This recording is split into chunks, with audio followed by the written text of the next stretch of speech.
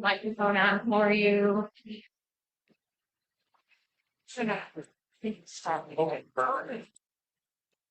Yep. All good to go. The time at home.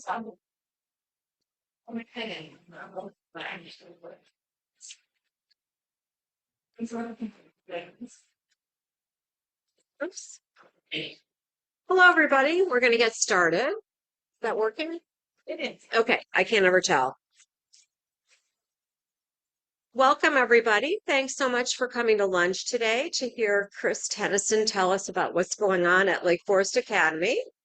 I'll just give you a little bit of background on Chris, and then I'll turn it over to him.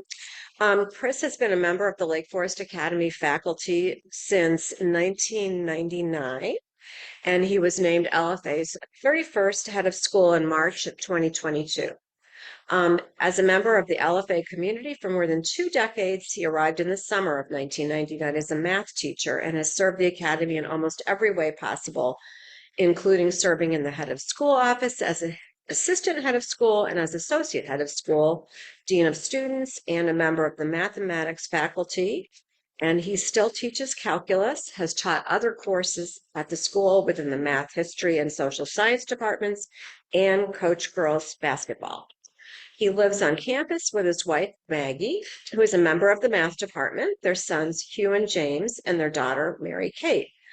Chris and Maggie met at LFA when Maggie joined the math faculty in 2003. Fun fact, she was our daughter Eliza's math teacher that year, and she was known as Miss Moss. And I thought she was a student when I first met her and went to the parent-teacher day. Chris loves spending time in and on the water and is a huge Red Sox fan. I assume that happened when he went to the College of the Holy Cross, where he earned bachelor's degree in economics, because he grew up in New Jersey, where he attended the Petty School, and I don't think they're too fond of the Red Sox there. Maybe. So welcome, Chris Tennyson, and I'll turn it over to you. Thank you so much.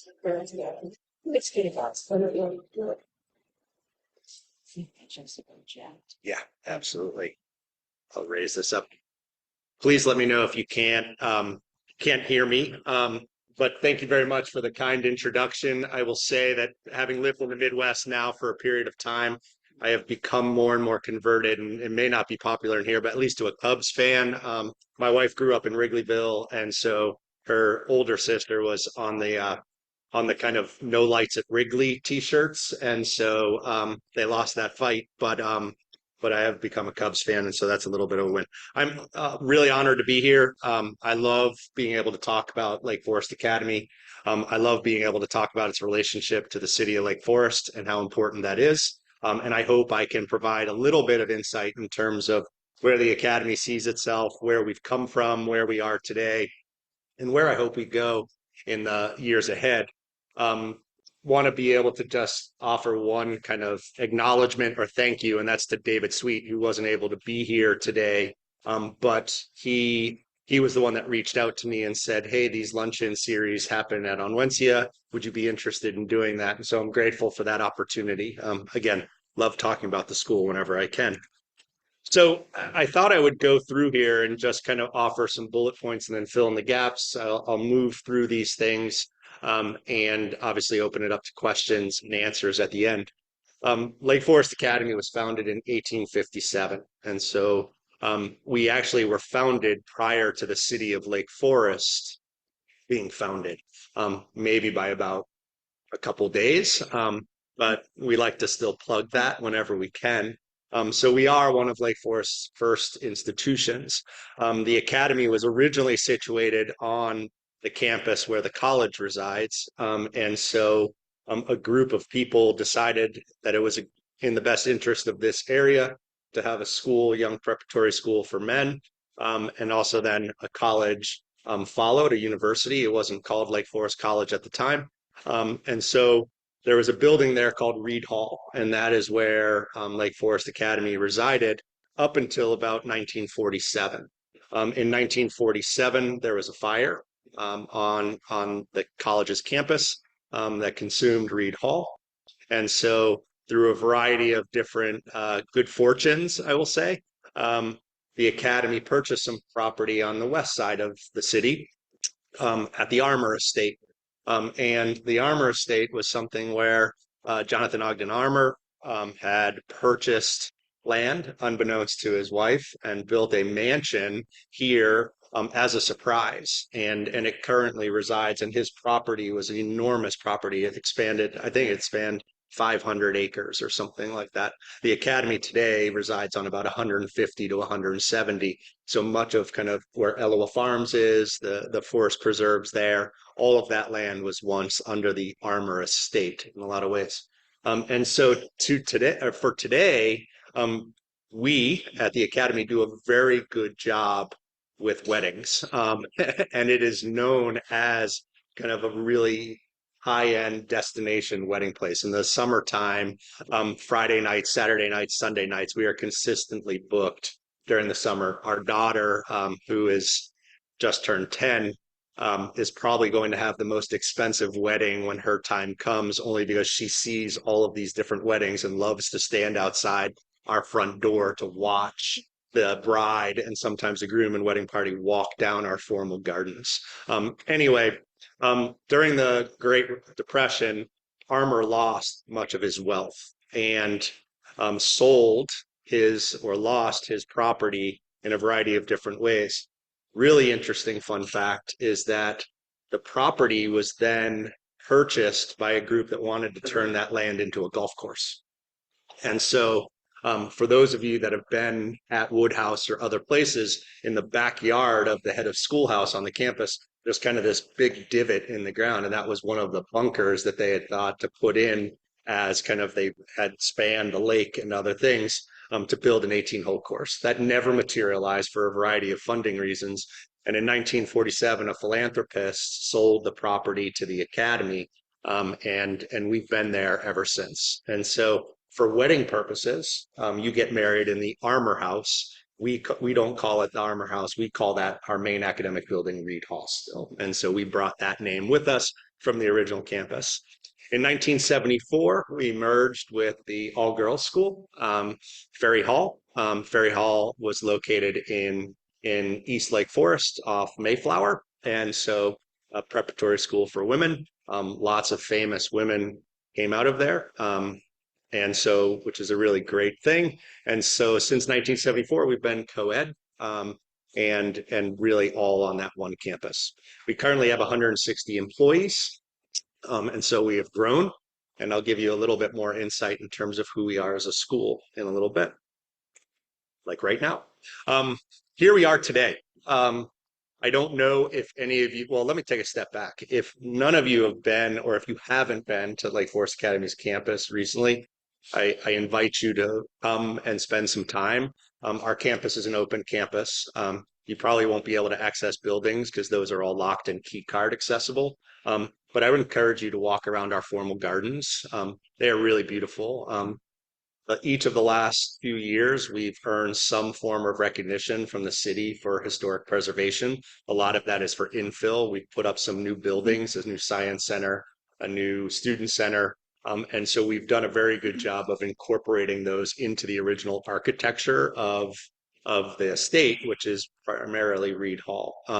But the formal gardens are a sight to see. We've done a lot of work to upgrade those and repair those and it's very Gatsby-esque. And so, if you're ever up for a nice stroll, you can do that. We've also now paved a walkway so you can walk down to and over the train tracks into the forest preserves there. And so, really exciting stuff. I digress. Back to this. 445 students. We're 75% domestic, 25% international. About 36% of our domestic students are students of color. We have a 50-50 boarding day mix. And so that what that means is 50% of our fam or students live on campus.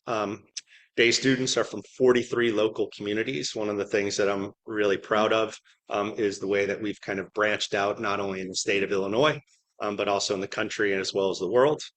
We have 80 high school students from Lake Forest and Lake Bluff. Our top local cities, Lake Forest, Highland Park, Glencoe, and Winnetka. One of the really interesting things is all of those cities feed or towns feed into some really excellent public schools. And I think one of the things that makes Lake Forest a really special place is the access to high level education. And whether that's at the elementary school, whether that's at the middle school, or whether that's at the high school, the choices that our families have are exceptional. I'm biased, of course, in the way that I think Lake Forest Academy fills a really important void, but there are no shortage of choices in the surrounding areas. I will offer this as a perspective. Um, there is a site called niche.com, and they offer a variety of different rankings. Some are for some are public school districts, some are for independent schools, some are for boarding schools, you name it. And what it is they use a variety of different data points to bring together and then analyze, and they'll come up with rankings. Think US News and World Report for colleges. Um, every ranking is subjective, of course. And you never know what factors go in or are weighted heavily or what have you. I personally don't put a ton of weight into rankings, but the reality of it is that lots of people do. And if nothing else, it's a real snapshot and a testament of where people view you in the moment. The analogy I always give is, the University of Kentucky can start the basketball season being ranked in the top five, but if they lose one game and all of a sudden are now the 11th ranked team, what's the reason for that drop of say 6 spots? Why not 10 spots? If it's a team that is viewed as not being as great, they might drop out of the top 20, but then they win 5 games and then they're all of a sudden back in the top 10, right? So there's movement and fluidity to that. But if you pause at that moment, it is kind of, hey, we're doing some great work here and we're doing work that's recognized. Well, I offer that because if you drew a 30-mile ring around Lake Forest, where we stand today, about 6 of the top 10 school districts, according to Niche, are in our backyard here. When you talk about Barrington and New Trier and Stevenson and Libertyville and Vernon Hills, Lake Forest, you begin to, and I could go on and on, but you begin to have some really, really, really great school districts. And so where we are, or what we are really proud of is the work that we've done really over 150 plus years has allowed us now to be in a position where we were recently ranked by niche.com as the 13th ranked boarding school in the country. We were ranked the 36th best independent school in the entire country. So that's day schools and boarding schools. And we were ranked the #1 boarding school in the Midwest. And so when compared to Culver or Cranbrook or Western Reserve or those other schools, our ranking was higher. And so we're really proud of that. Again, certain level because it is a ranking, but it indicates a lot in terms of where we are and how we like to be able to kind of contribute. 60% of our faculty live on campus. The city of Lake Forest really, really likes us because whenever we build an apartment or a house, we're considered affordable housing. And so that's a really good zoning thing. We offer $6.2 million a year in financial aid. And so that's need blind. That accounts for about 133 families or 30% of our student population. That's about 23% of our gross revenue. So we discount a good amount. And the reason for that is we are very aware of the fact that we want our education to not only be affordable, but accessible to different people. I'll go back and say earlier, we have to use our financial assistance to be able to attract students that are going to make up what I think is probably one of the most diverse communities that we have in the area. Certainly one of the most global communities we have in the area. And so we take that responsibility seriously. And we want to be able to give access to students who, if we believe that our education and the learning and living experience that we're providing is transformative, and we do, then we want to make sure that families and students can access that. You'll see that 12 as an average class size is an amazing number. It allows us to individualize our instruction in every way. A 1-to-6 student teacher ratio, exceptionally low. We have full student participation, I would hope, in academics as a school, but more importantly, arts and athletics. We require our students to participate because we have a little bit of a different schedule. We don't have PE classes during the day, and so we require team participation. We see there being great value in that, and so during a course of a year, every student is required to play on one team sport. Part of that now could be a winter musical or a fall play. And so as a result, we see full student participation. I spoke earlier about the diversity on campus, at least from a geographic perspective. We have 16 states represented on campus, with Illinois, California, Virginia, Washington, and Wisconsin being our top 5 in terms of sending the most students. And then in terms of our global makeup, 41 countries represented. And so we walk the walk with global and we talk the talk when we say global. Our biggest senders, if you will, are China, Canada, South Korea, Turkey, and Vietnam. And those will rotate on any given year. And so things are really good. I'll take a step back. We're 445 students this year. That's the largest we've ever been. And so typically we budget for about 435. So we consider ourselves to be a medium-sized school. We want the relationships that our students and our teachers to be ones that are going to transform into lifelong relationships in a variety of different ways. Um, and so one of the things that we try to do is bring students in from a variety of areas.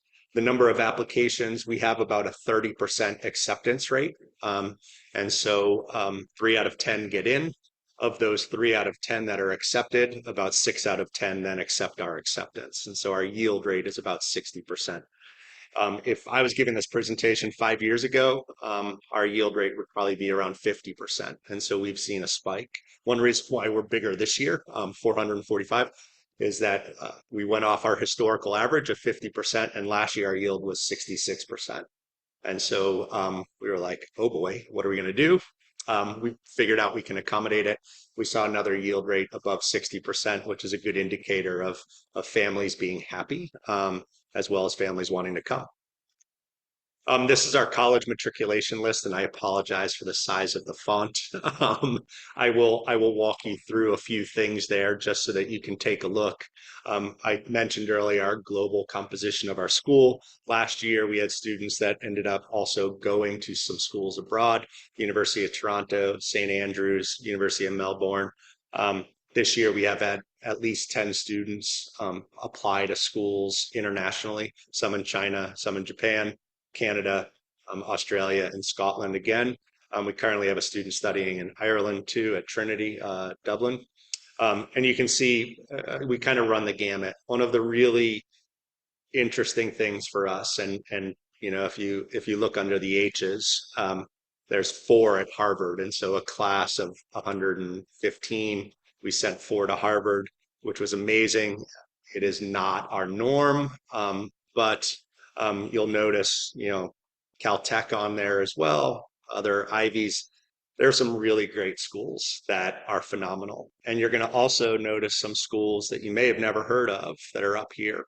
The most important thing for us in our college process is that if we want to send our students to places, that's not the amazing sticker on the back of the car, but that's going to be a fit for them, that's going to allow them to be happy and to thrive, to find the majors and access the resources that they're going to need in order to be successful in life.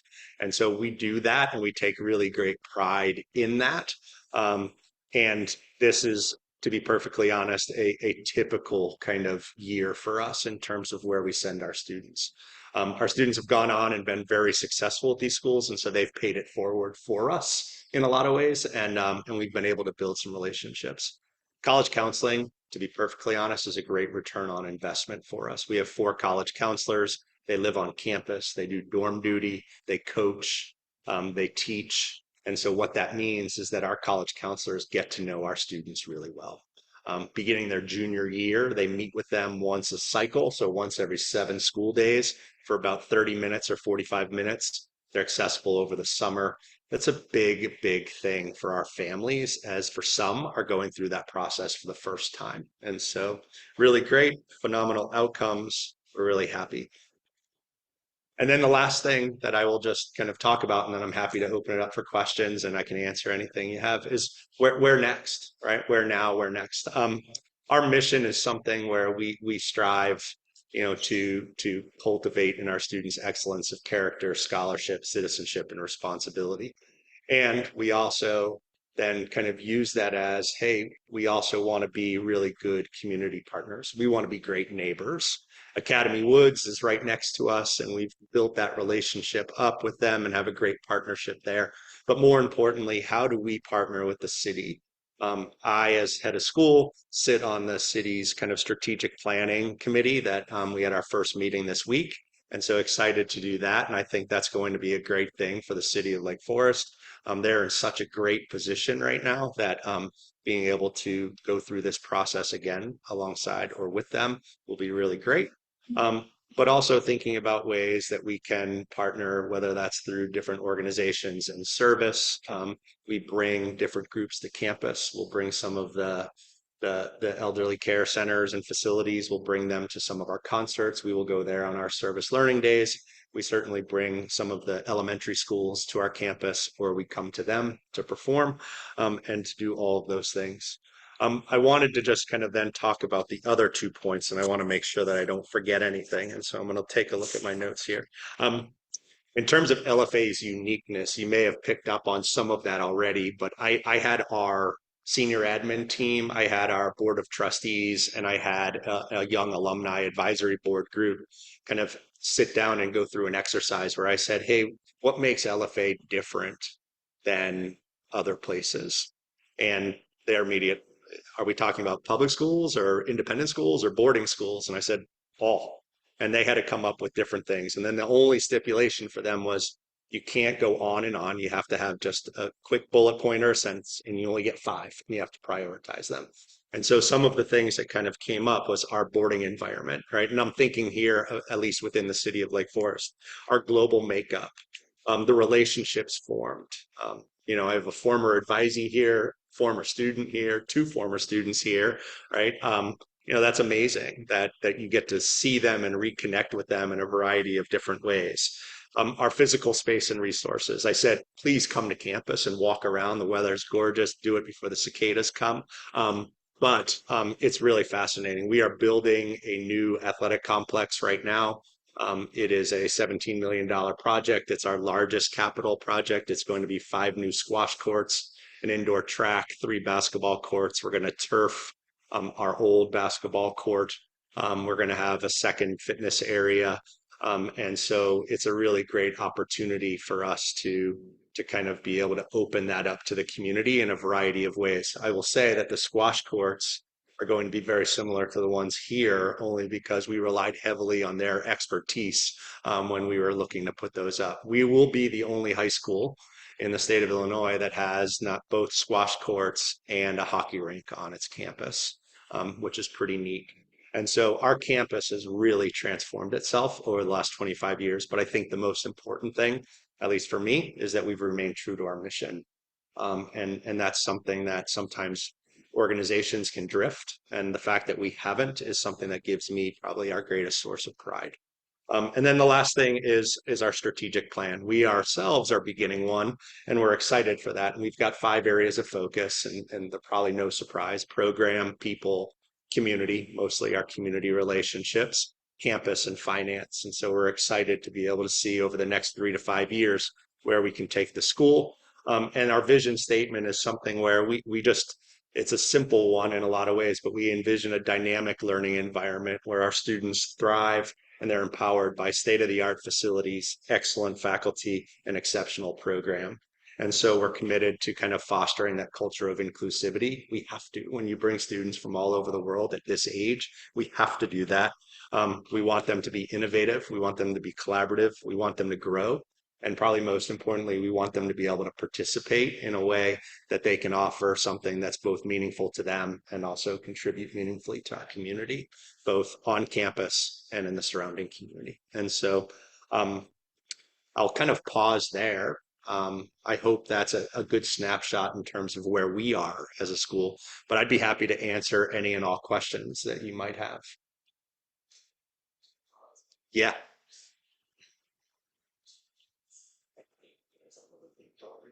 Yeah, absolutely. So I'm actually on duty this weekend. So I- my wife and I, we got roped into doing residential duty this year. It normally doesn't happen for heads of school. We needed to plug a hole. And so we're doing that. So I'm on duty this weekend. And so my weekend activities are tomorrow morning. I'll be driving a van of students. We don't offer the SAT on campus. So we're going to take them to a local high school so that they can do that. And so I'll do that, drop off at 7 a.m., pick up at noon. We'll have open fitness, on campus so that the students can access that in a supervised way. On Sunday, super target run, and so our students can do some shopping. Um, and then tomorrow night or Sunday night, excuse me, my wife and I were opening up our house. We're doing Sundays on Sunday. And so for our boarders who have March, April, May, or June birthdays, they can come over, make their own Sunday, hang out, and most of them just come, grab the food, and leave. um, but on top of that, what I'm doing, less important, we just had an announcement. One of the faculty members is on duty, and so she's really into horror movies. Not my cup of tea, but she is going to like a horror-based escape room, and so that's free for any students that sign up. Tonight we have a Jamnesty Festival, so it's kind of an outside music festival where our student rock band is going to play a couple open mic performances. Some of our clubs and affinity groups are going to be there and kind of selling things. And all of the money is actually being donated to Refugee One down in Chicago. And so that will be a big thing. That will run from say 6:30 to, I think we have to shut it down so that we don't aggravate our neighbors, say by 9 o'clock. Right after that, we have a fire pit built into a patio on the back of one of our dorms, and so we're going to have a fire pit with s'mores and cookout and all, and a little bit more, just kind of hanging out in open commons. We'll have a trip to Michigan Avenue. When possible, we'll do trips to some of the baseball games. It's really what we do is we ask the students what they would want, and we also ask the faculty who are on duty. So the last time I was on duty, what was it? The Botanic Gardens had that special, was it the Orchid? And so we took the students there if they wanted to go. And so that was neat. Last weekend was a Super Mario Kart themed weekend. And so all the activities were around that theme. So we had that going on in the dorms. And then which is a little bit risky, but we did that bumper soccer, where you put the people in the bubbles. And so we were like, hey, we're gonna do Smash Bros out on the quad and just put everyone in bubbles and let them go. And so that was pretty fun. And so they work hard during the week, and so we try to give them some opportunities to do things on the weekend like that.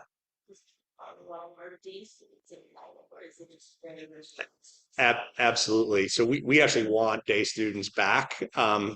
There as a 50-50 school, it's sometimes easier to go off campus. And so what we try to do is we actually try to bring people back onto campus. And so we are doing more activities on campus for that reason. And everything's open to day students, and also the majority of it, whenever possible, is free of charge. And the really nice thing is our endowment now is we have a small endowment relative to colleges, universities, other prep schools. But we have a slice of our endowment that goes towards essentially making sure that students who otherwise might not be able to fully participate in the life of the school, that they're able to. And so if we're going to a Bucks game, let's say, or a Brewers game or a Cubs game, and there are some students who express a desire to go, but also express some concern about being able to afford it, we use some of those monies to make sure that it is something that they can do. Discretion of the dean of students office, and so she has free reign to be able to use that in kind of any way that she wants. Yeah, absolutely. Yes. So I've just been reading this book that's been in the news a lot called The Anxious Yeah. Yeah. Damage that smartphones are doing to adolescents Yeah. and their development.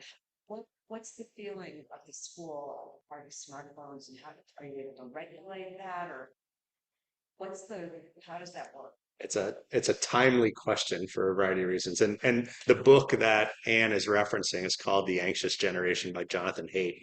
And if you have a chance to read it, it's a really excellent read. And they now have enough years to be able to literally study a generation and see the impact that the introduction of phones has had. I will offer just a small commentary, and that our children are my son, oldest, is a ninth grader now. So he's at the academy. Our middle child is a sixth grader at Deer Path, and our fourth grader is at Everett. So our fourth grader will be matriculating next year to Deer Path, and there's chatter amongst those rising fifth grade parents to actually sign a pledge that will say, "Hey, we're not going to provide a cell phone at this age or until a certain point." About and so there's a movement, I will say, in the middle school level to do that. At LFA, we fight the good fight.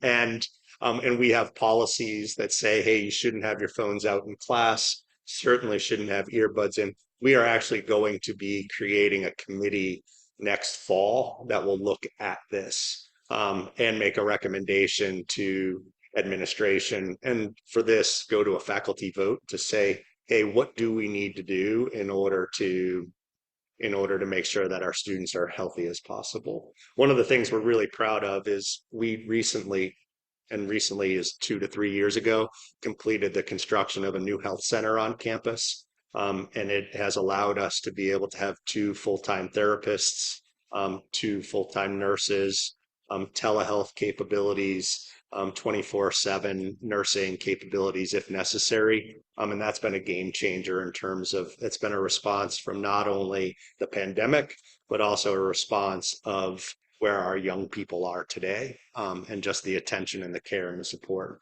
And one of the things our strategic plan says is that the academy will consider students' resilience and well-being in the decisions that we make. And so the phone will be one of those. Yeah. Yes.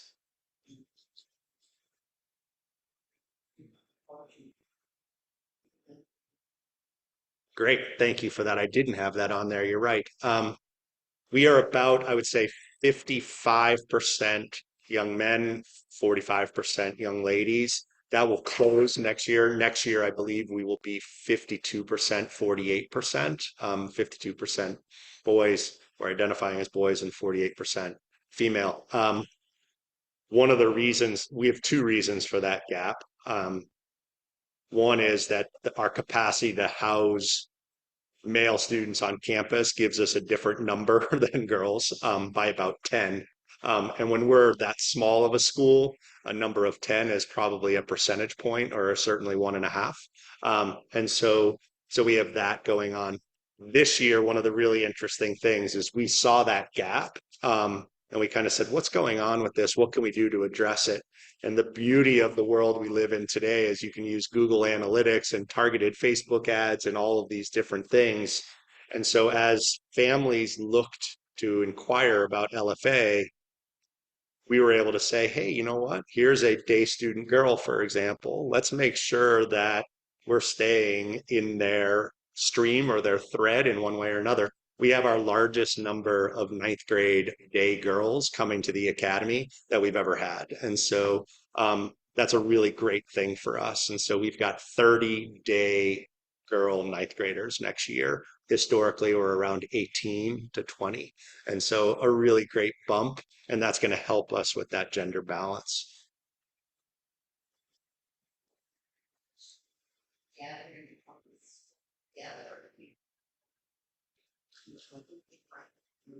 Yeah, we do. If I may ask, are you a Lake Forest Academy Ferry Hall alum? No? Okay, awesome. Okay. All right. I was gonna, what school can I ask? Yeah, yeah, fantastic. Good, good. Um, we do, and so we have an advisory system. A lot of independent schools do, a lot of boarding schools do as well. And so one of the things that we do is we have advisory twice a week. And so I'm an advisor of 7 students. And so think of it as like a really small homeroom.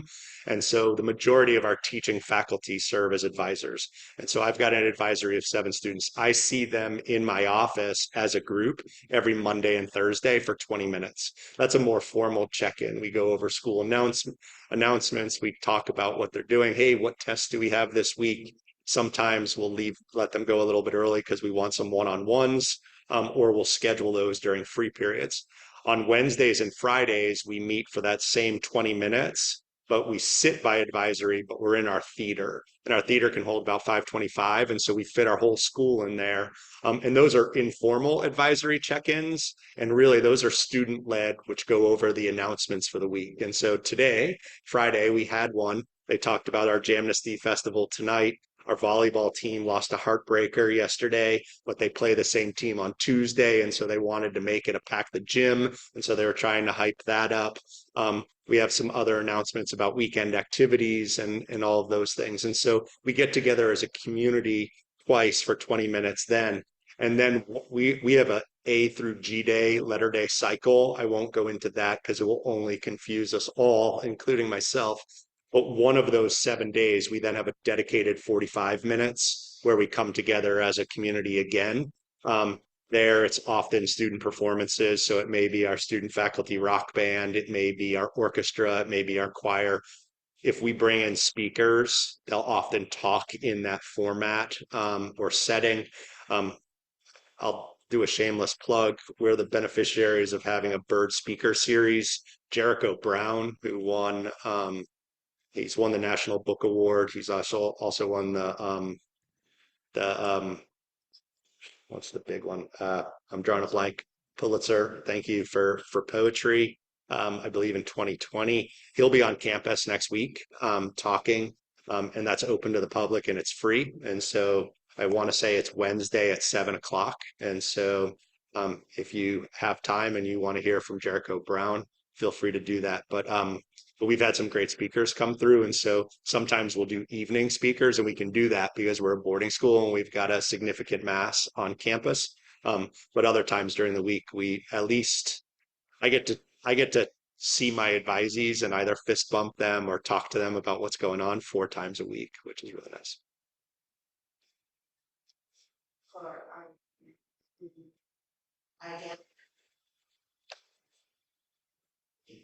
Yeah. Yeah. So, yep.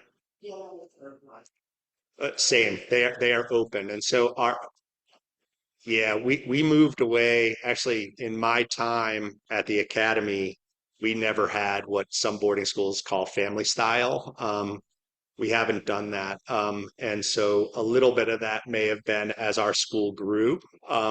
We didn't necessarily have the space to accommodate. We now have a beautiful, beautiful student center, where we could go back to that. But what we have done and what we have seen happen, which we're really proud of and probably don't want to disrupt, is our day students, they stay on campus so long and for so much of their day. Um, that our day students, they can eat 3 squares there as well. And so we'll have day students whose parents are on their way to work. They'll drop them off at 7 a.m. and they'll walk right into our student center. They'll have breakfast. They'll start their homework. They'll wait for their boarding friends or other friends to come. They'll sit there and wait until first period at 8 o'clock. Lunch, we have different periods. So you have an assigned lunch, but we don't enforce it. And so it's just come and eat when you want and when you have that free time. And then dinner we have open from 4:45 to 6:45 every night. And students, faculty, staff, both day and boarding students are there. And it's a really neat thing. When we've got the number of faculty that we have living on campus, so many of our students take advantage of that resource to meet with their teacher at night or what have you. So my wife, she does math help on Monday nights. And so she sits in the lower level of our student center, and she'll have 10 to 20 students every night, ranging from BC Calculus down to Algebra 1, coming and just taking advantage of really office hours from 7 to 10, where anyone can come and ask their questions, do their homework under the tutelage of somebody, and go from there. So it's really interesting. One of the I said earlier, kind of the relationships formed, and if any of us have been at either boarding schools or independent schools, the ability to connect with teachers because of small class sizes, but particularly at a boarding school. You know, when I was the dean of students, we lived in the dorm, and we had our son was a baby then, and the students knew me as the dean of students, and no one really likes the dean of students, right? You're the principal in some ways, but they would see me on Saturday mornings toting him around, and I'd be in my pajama pants and a sweatshirt, and he'd be running around, and they loved him. And so as a result, I was more human to them, and I also got to know them. You know, we watched cartoons together on Saturday morning, and so those relationships then last a lifetime for a variety of different ways.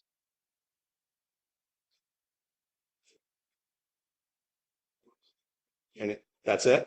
All right. Well, thank you very much. I really appreciate it. Absolutely.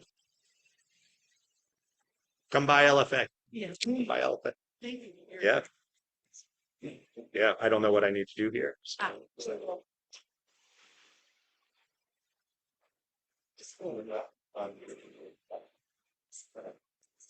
Yeah.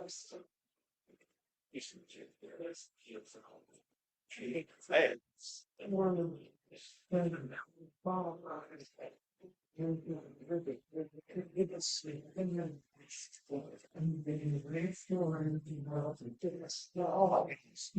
That's awesome. Okay. Fantastic. Absolutely. So you would have worked on it, Bowditch would have been at school, and then Harold Corbin.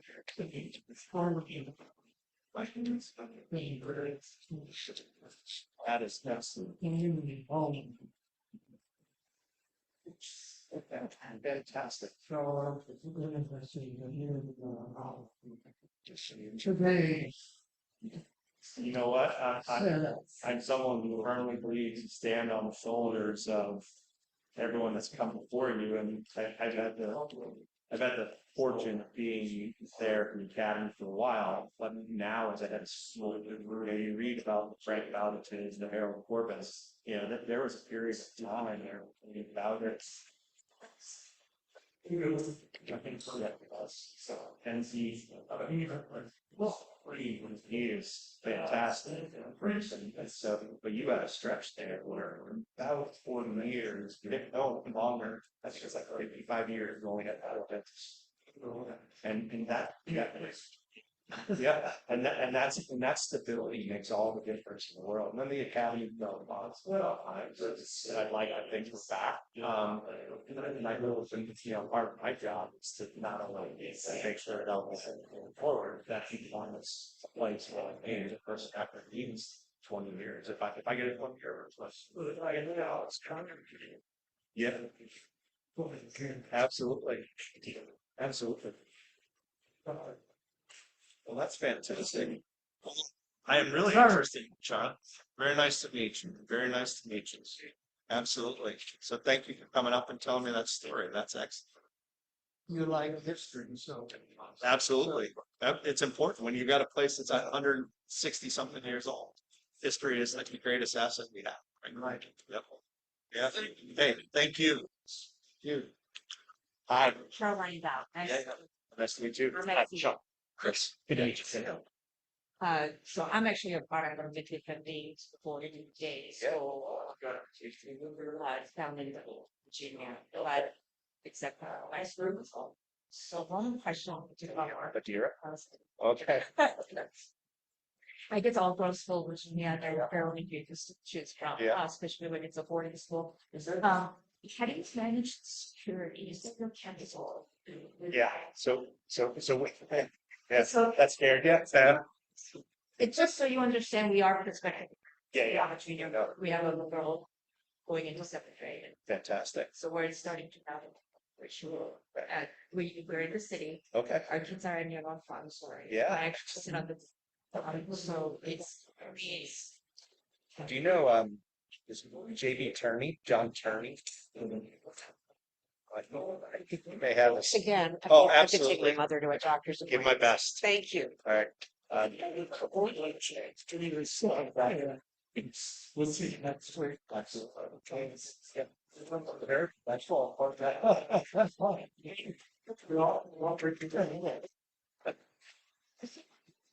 Because it's older students. He may.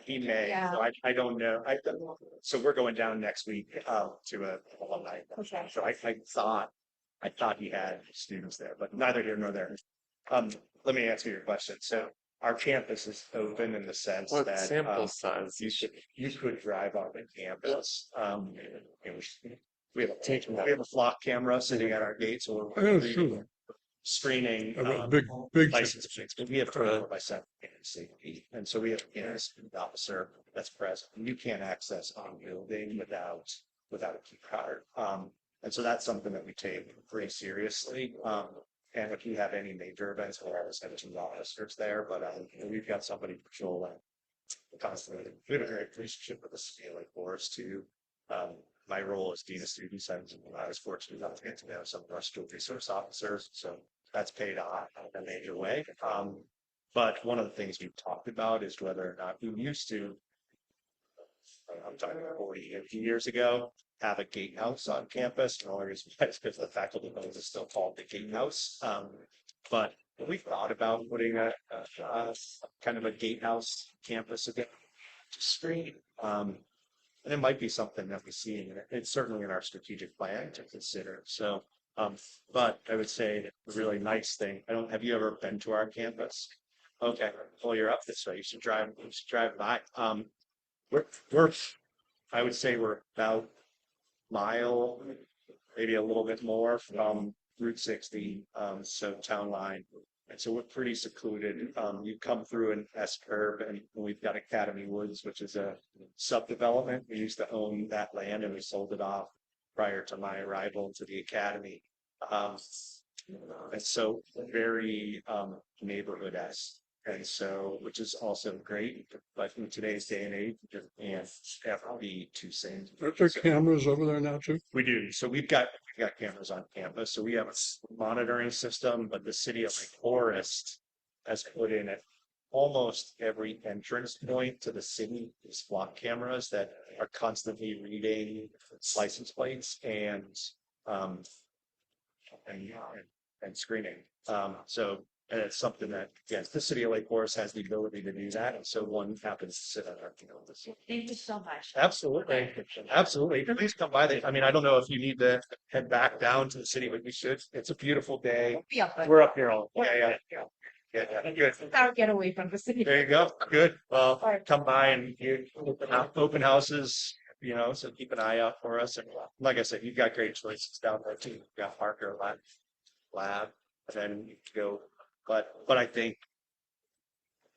if I can speak plainly, I think the best option of all those, just because of what we can offer too, like our global makeup. How do you beat that?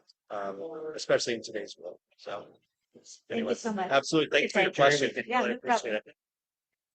No, I don't have any questions. I just give them a hard time. You know, I'm hungry. Yeah, you're both right. Both You're of both us. Both of us. Mark. Hi. Oh, Anderson, I was actually in your child's class. Yeah. That's awesome.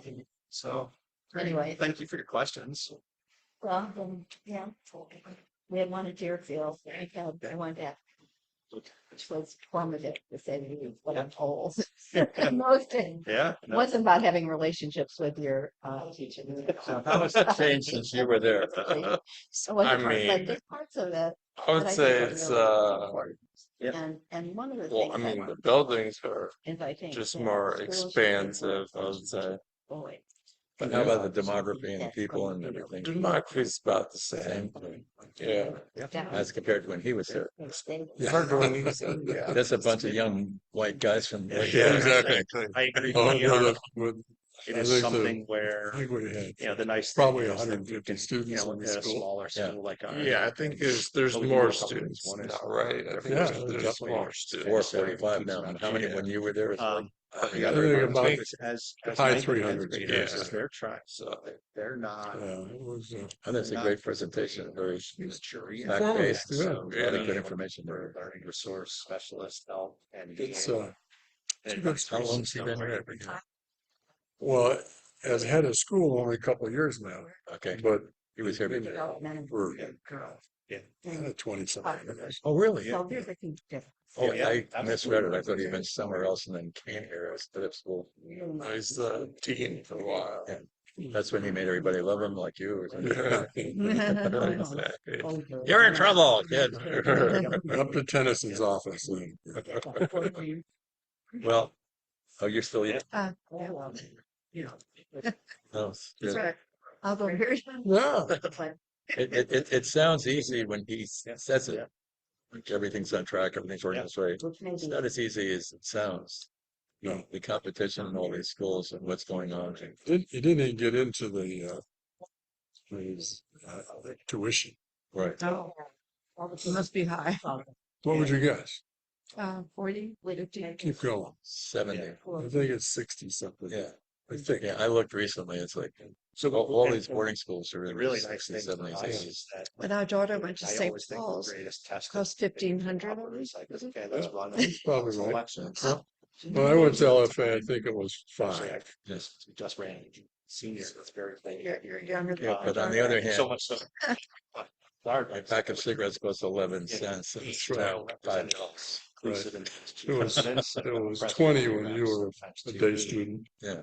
$5 for a pack of cigarettes is a cheap pack of I know. cigarettes. Is it really? Yeah, it's like No. 10 bucks. Is it really? Yeah, it was 21 cents. Was the last one I remember. The last time I It's bought also was about something where like 1957. our other leaders. About 1957. Everyone remembers when they had the last one, right? 1957 is when I was at sea and I said, And they told me you get hurt from doing this. You could get cancer instead of go to the hospital. Over the side of that. Yeah. Hey, we're here to serve all. Wow. Before that, it was the thing that education swings. you see even to do this. Greta Garbo was doing it. And where we place Garbo was doing it. Right. The way it worked in those days, view.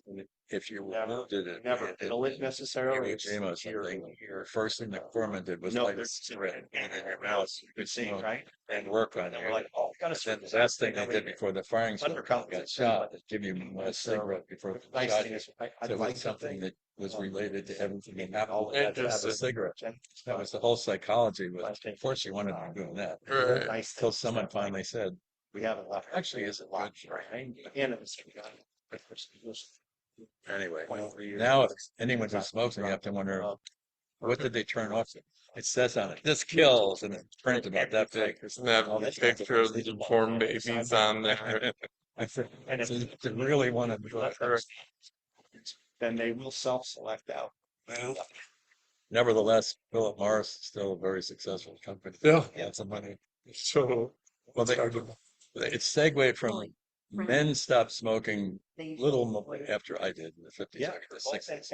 and What happened is women picked up pendulums in this is. women went a small group, and it still kind of evened out as women started smoking because they were Well, liberated that's to smoke and be Right. and clubs and a school bar side. I don't know where they went from there. And Well, they were selling them overseas. My message to China. me was always like, hey, you treat this place like you would. What's your business? What do you do? I kill people. Very. I'm working in the Hospital Association in America. Cancer patients. How regret. it's so interesting to say that. I work at a hospital, That's and you can't believe how many people Yeah. still smoke. Yeah. They come in to see someone, and they'll laugh. So, We had one yesterday, this lady come to the doctor's Yeah. guy, and how much she smokes. So I don't smoke.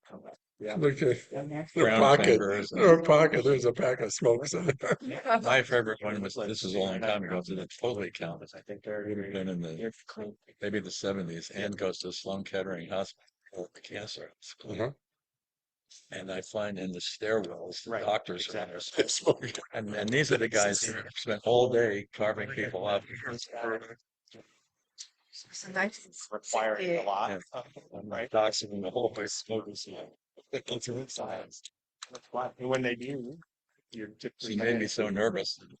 I mean, that was an advice, I'm like, hey. All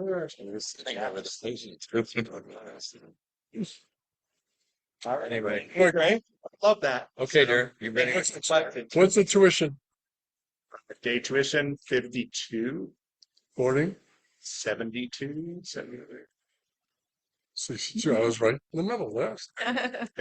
Split it up, So on that. that's in the 60s. What percentage of them get financial aid? About 30 to 33, about third. No foreigners. What's that? Foreigners pay full. A good amount of them do. We have a couple of students that are international that, we've been able to tap into, what is it? The like French Canadian market, good hockey players. And so they're able to, they're just with the exchange rate, we offer them sometimes financial assistance. And then we have some relationships with some athletic groups in Nigeria and Ghana. So we'll offer them some You didn't hear him say that he's paying off athletes. Yeah. No NIL. We're not doing that. We're not doing that. I don't want to be remembered for that. That would not go well. I'll tell you what, since I didn't go to your school and have my youngest grandchild is 28, so I'd like to send anybody to your center. But I go to a lot of presentations. This was an excellent presentation. Oh, thank You you. go this back page, nicely presented, good visual reinforcement, nice order.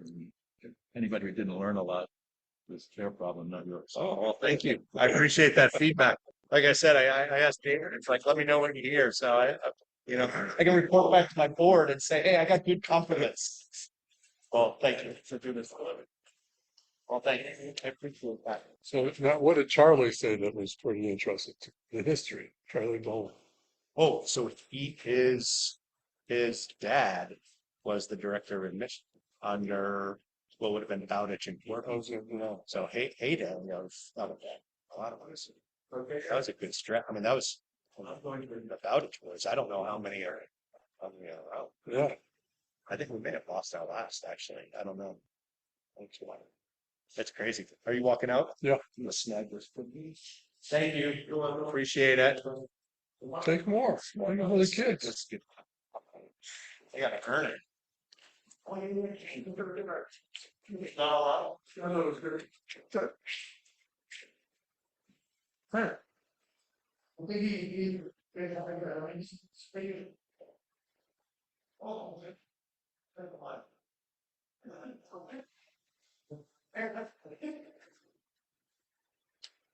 ¿Dónde están mis pasos? Sí.